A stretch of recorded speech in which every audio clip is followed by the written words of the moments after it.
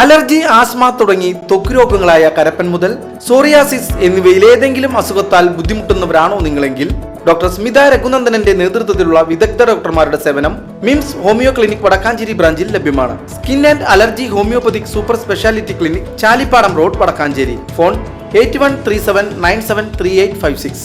സംസ്ഥാനത്ത് SSLC +2 പരീക്ഷകൾക്ക് തിങ്കളാഴ്ച തുടക്കമായി. 3 വിദ്യാഭ്യാസ ജില്ലകളിൽ നിന്നായി 30,086 പേരാണ് പരീക്ഷ എഴുതുന്നത്.